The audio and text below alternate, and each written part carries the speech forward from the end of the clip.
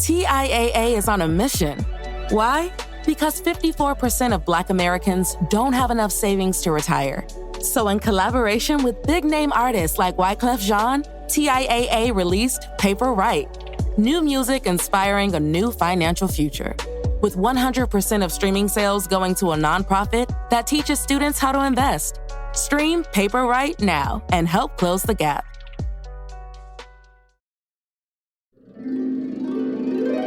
Hi, I'm your inner dream monologue, and you're fast asleep, so I'll be quick. Great job using the Colgate Optic White Overnight Teeth Whitening Pen before bed. When used as directed, it gives you a visibly whiter smile in just 7 days. So while I fly and talk to animals, you're removing teeth stains with ease. Sweet dreams. And when you wake up, keep on living life to the brightest. Colgate Optic White. Find it at all major retailers.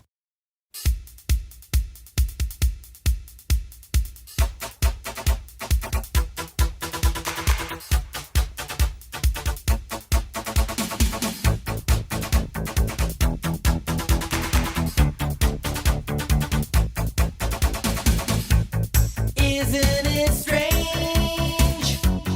Feels like I'm looking in the mirror. What would people say? All right, Matt. This song. So Weird Al was in my top 3 on Spotify Wrapped for the last 2 years. That makes sense. Yes, for the last 2 years, Weird Al has been on my top 3. Both of those years, I Think I'm a Clone Now was my most streamed Weird Al song. Wow. And that's a great twist. So I am coming into this as possibly the person who has listened to I Think I'm a Clone Now more than any other human being on the planet. Have you watched, this is a jump ahead a little bit, but I thought of it as soon as I was listening to this in anticipation of this episode. Did you watch the televised season of Comedy Bang Bang that Al did? Yes. Do you remember that there was a sketch about them getting a cloner for the show? No. It's in the episode where T-Pain is the guest. I can't remember anything about it other than the fact that T-Pain is a guest and Scott Aukerman needs to clone himself so that he can... Okay, now I'm remembering more. He needs to clone himself so that he can host the show while also run to Best Buy to buy the second best exotic Marigold Hotel on Blu-ray. Yes. Okay, I do remember this plot. And so there's a cloner, so he can clone himself and one of him can host the show and the other can go and pick up the Blu-ray. And the person who invented the technology says, he's like, yes, we have cutting edge. Our technology will have you saying, I think I'm a clone now. And then it cuts Al's face just appears on screen. He just goes, hey, that's my line. And it tickled me so much because to me, this song doesn't feel like it gets enough respect. Like I was impressed that it was even referenced. This was, according to Wikipedia, the 3rd single off of Even Worse. That's crazy. I guess it was sent to radio and they just decided not to play it. Like did nothing come of it? That's crazy. Wow. So I wrote down almost no notes for this song. The only note that I wrote down about this song is that I literally believe that one of the best lyrics that Al has ever written for any parody song is born in a science lab late one night without a father or a mother, just a test tube and a womb with a view, is one of my absolute favorite lines that he has ever written. I used to do a bit at work. We were on Slack and you could set a Slack message and I would have a cookie. Every day I would buy a cookie and I would make my Slack message an abstract song lyric. And the first person to message me and say what the song was that the lyric was from would get the cookie.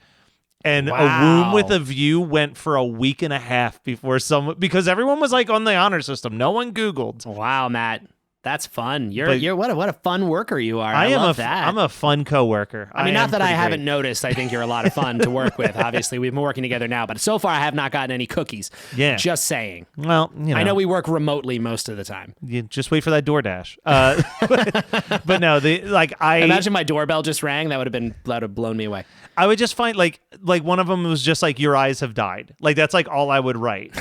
And it was like, And it's like, that's like a weird line, but like someone's going to be like, Daniel, you like, you know, they figure it out.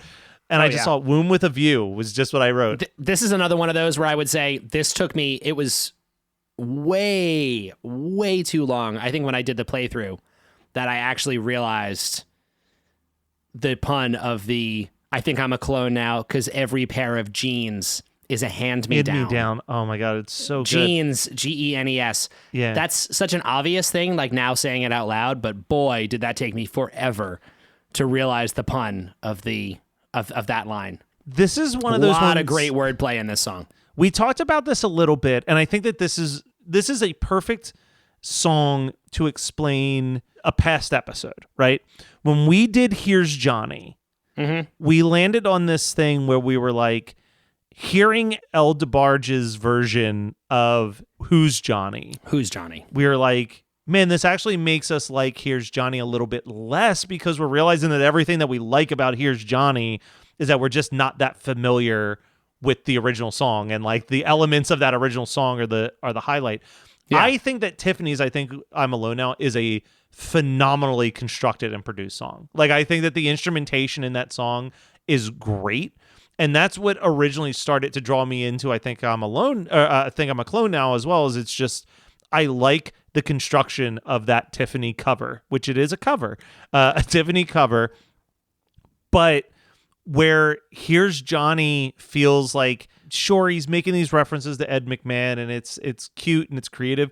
This is like, you know, when we talk about like, when we make fun of him saying that he studied in a library to write I Want a New Duck, like, this one, I feel like he took a lot of time to make sure that this song worked the way that it did, because I think this song is fantastic. This song appears, look, I don't know exactly how sound the science is in the lyrics of this song, but it sounds good.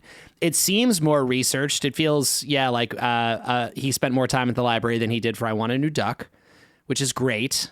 We got some real science-y terms here, like, they're in a petri dish late one night. They took a donor's body cell and fertilized a human egg.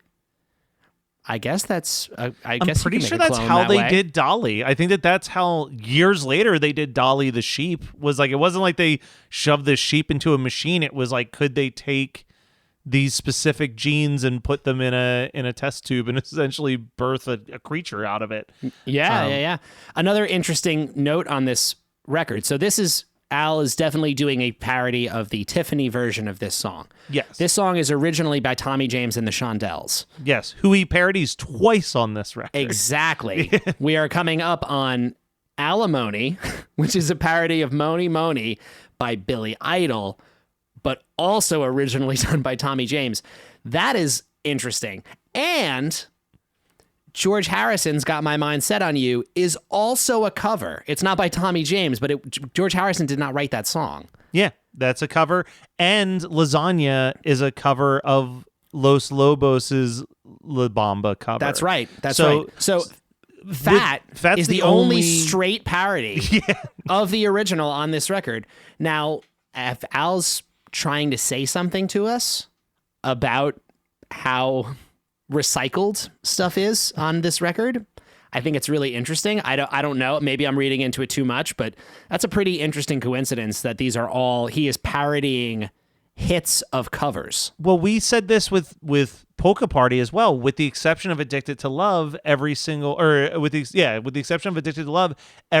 parody is a song written for a movie soundtrack. Yeah, there's a theme to this, to the way he picks his parodies. Yeah. And I have never noticed that before diving into this on this show with you. Yeah, no, I think... But that's fascinating. There's no way that he accidentally did that. That can't be a coincidence. No. I mean, the two Tommy James things, that's interesting enough, but the fact that they are all, repurposed. Massive repurposed yeah, songs. it certainly from the seems same like you era. Yeah, well, that's exactly that. Yeah, this time in the 80s where people were doing these like new wave-ish, or synth pop is actually better to say than new wave, but these like synth pop covers of essentially 60s tunes. It's fascinating. Yeah, and that was a big thing. I mean, that was a lot of the 80s. Like, it's not like these were the only 4 examples. Tainted Love is Sure. a Gloria Jones song. Putting on the Ritz by Tattoo is like a classic like 30s song cover. Like it was a lot of 80s synth pop was them taking older songs and doing Money by the Flying Lizards. Like, there's so many of them that it's like, I do think that he was probably trying to make a slight point and being like, I am, with the exception of this Michael Jackson song, because I need a lead single, I want everything else to be an 80s cover of a classic rock song from the late 50s, early 60s. Yeah. Like, If what he's doing is drawing attention to pop culture and poking fun at, the trends and the current state of the world, like it makes total sense. This is what was going on at that time, and he really highlighted it on this record. I just had never noticed it before looking at the track list and being like, "What?" That was the thing that caught my eye. I was like, "Wow, 2 Tommy James songs." And then the more I looked, I was like, "Oh my god, yeah, these are all covers." They're all covers. I want to also draw attention to, like, the song "I Think I'm Alone Now." I think is the only one of the 4 that we're talking about where I think that both the cover and the original are both equally great, and the cover goes far enough in a different direction that they do feel like 2 fully fleshed out ideas. Yes. Like, Yeah, what I I mean? agree with Like Billy Idol's Moni Moni just kind of feels like him covering the way a bar band It's would a have slightly more covered. rock and roll version. But like Tiffany, they really went and like, no, we're making a whole different song, but they both work. I think it's a great song. I actually think that this is a great song. Like, people underestimate how good the verses in I Think I'm Alone Now are. Like, those are very good verses. I think we're alone now. I think I'm a clone now. I just have to. Sorry. I think, Sorry. No, you're I think good. I'm You're good. alone now. No, that's my song for me. Every night when I come home. No.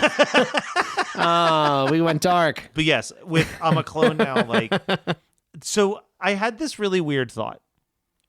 Do you think that the bridge of I Think I'm a Clone Now is also slightly autobiographical about Al's perspective of his own fame, where he says, signing autographs for my fans, come and meet the carbon copy man, living in stereo, it's all right. I can be my own best friend and send myself a pizza. Yeah. It's calling himself the carbon copy man for someone who takes people's existing stuff. And I mean, it's not straight covers, but I do think that you're not wrong to read into some personal stuff in this track. And I think that even the, like, I hate to say it like this, but like, this is still like Al, I'm pretty sure this is still single Al on the road, which if he's touring all the time, like living in stereo, like has a double meaning, obviously stereo, duplicate, twin, but also like he's making music and touring, but he's also probably spending a lot of time alone on the road. So like the idea of like being his own best friend and having to order a pizza for himself, like on the road, like, I think that bridge is actually, I wouldn't be surprised if those lines kind of stemmed into the idea after he came up with the title, I Think I'm a Clone Now. He had this idea of like, I want to write this song about a person who's a clone, but I want to acknowledge, because again, he's making this album after a huge flop that he thought was the end of his career. Yeah. So he has no clue that this record's going to do well. So I really think that there was like a little bit of a personal piece in there that he was inserting. You might be right. I'm also now looking at the chorus repeat at the end of that. I Think I'm a Clone Now. I've been on Oprah Winfrey. I'm world renowned. Yeah. I don't know if Al had been on Oprah at the time of this, but he may have been, honestly. Yeah. No, I mean, it's kind of a sad sentiment. I mean, it's interesting because the narrator of the song doesn't seem to be upset about it. Like, if anything, they seem like they're happy about it. But it is interesting, this idea of like becoming famous for something that you didn't really do anything. Yeah, you just became a clone, and now you're famous for something that happened to you more than anything you actually did. Yeah. No, I definitely get a little bit of wistfulness from this this track. Hi, I'm your inner dream monologue. And you're fast asleep, so I'll be quick. Great job using the Colgate Optic White Overnight Teeth Whitening Pen before bed. When used as directed, it gives you a visibly whiter smile in just 7 days. So while I fly and talk to animals, you're removing teeth stains with ease. Sweet dreams. And when you wake up, keep on living life to the brightest. Colgate Optic White. Find it at all major retailers. Hello everyone, we're Superhero Stuff You Should Know, and if you think you know about superheroes and comic books, think again. We got romance. We got action. Romance? We got comedy. We got everything you need, man. Come on down to Superhero Stuff You Should Know for all your superhero needs. I don't know about this romance. What part are you talking about? We've got all kinds of sketches, and then deep dives on top of that. Come on down to Superhero Stuff You Should Know. All right, so come on down to... Wait, why did I say come on down? To Superhero Stuff You Should Know. I'm gonna play my card right now. That's why it's going to number 1 on my rankings for Weird Al parodies. Well, I shouldn't be that surprised when you said it was the most played song of the year for you. Yeah. That's amazing. I mean, no, I really, really do like this song a lot. I think it is a really, really well written track, and I think that of the original and of this one as well, it's just a great pop song. I'm definitely not putting it at number 1. That's insane. That is really that's a Matt Kelly hot take for sure. But I respect it, Matt. I really do. Where am I going to put this? You wanna. Come on. No, well, Yoda's no, not that great. I'm rocked by that choice. That is shocking. I'm gonna put it. I'm gonna put it right in between two food songs where it has no business being at all. But I don't know what else to do with it right now. I'm gonna put it in between My Bologna and theme for Rocky 12. All right, there or it 13. is. Or it's supposed to be Rocky 13. We have a typo on my list here, which threw me off. Guys, I know the name of the song. Everyone, calm down. Listeners. Yeah, no, and I do think this is great. I really love this one a lot. Have you seen, this is sort of a side note, but I've seen this documentary about Tiffany that's called I Think We're Alone Now. Do you know what I'm talking about? Ooh. About her stalker? About. Yeah. About her two stalkers. Yeah. There's one in particular, but it's two men who have Tiffany has restraining orders against because they are both convinced that she is their actual girlfriend. And they show up at every event and she has to have security protect her. And they are seemingly, the documentary is about these guys who seem to be mostly harmless, just deeply, deeply delusional. Deeply delusional. So I have a slightly personal Tiffany story. Ooh, yes. Which Great. is my uncle's band. I've talked about them before. My uncle's in a very popular party cover band. And every summer, they usually have a Sunday residency at this Jersey bar. Every Sunday night, they play a 3-hour set of covers. It's like their most profitable set of the year. COVID happened. That kind of like scattered some things around. Sure. And then, we get into like 2021, 2022. So like the schedule's all jacked up. The bar's like different capacity. So they're like, hey, we're going to do like a once a month type schedule with you guys for this summer as we're getting our footing back. Right. Mm-hmm. So they're scheduled for this Sunday. And all of a sudden, the bar's just posting about how Tiffany is playing the same night that they're supposed to be playing. Ooh. So he calls the bar and he's like, "Are we like opening for Tiffany?" And he goes, "Oh, no one canceled you yet." Oh God! And they were supposed to have gotten a call like months ago to change the date, and the bar just forgot. So like literally like 2 days before the show, they have to like post and be like, "Sorry guys, we got bumped for Tiffany." Wow. Oh man. And now they have, as of this year, they're like, we have decided we're not going to continue the contract with that bar. But they found another bar very quickly. But that has become a running gag on their show.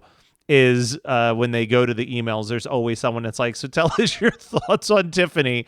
And they're like, "We got no problem with Tiffany. Tiffany's great. We got a problem with a bar that give us never the the other courtesy artist of canceling." It's never the other artist's fault if there's a double booking. That's just that's some poorly organized bar stuff.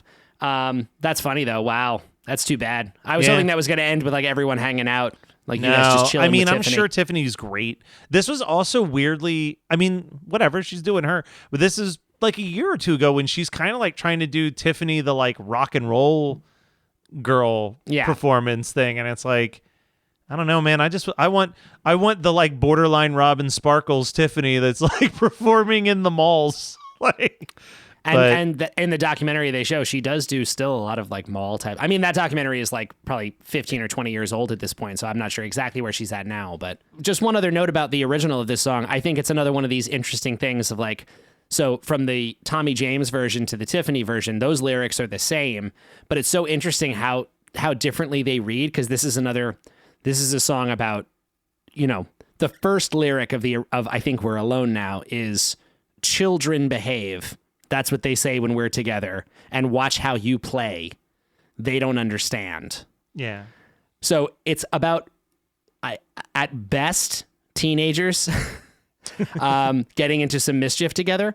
And it's so interesting how those lyrics read really differently when they are sung by a dude versus an older dude, an adult man, Yeah. versus a young girl who is clearly, I don't know how old Tiffany was when she recorded this, but she certainly was like a teen pop star. And that's like, even aside from the production, I just love the production of Tiffany's version of this song. I think that's a part of why her version actually lands better than the original. I feel like it actually just the sentiment of the song feels more comfortable for me coming from her than it does from this dude, this older guy.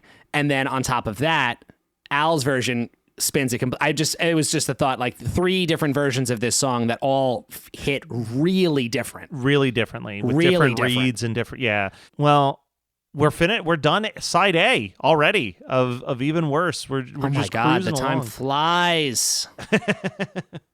And we got so much more great stuff on this record to talk about. Dude, side B is just as great as like I said, this album, I don't know how this sat so in the middle for me all these years, because it really is just like heavy hitter after heavy hitter on this album. Yeah, absolutely.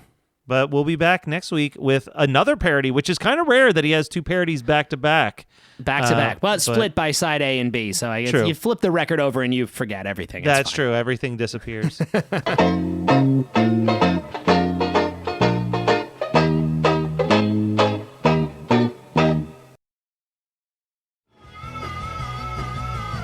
You're listening to the Geekscape Network.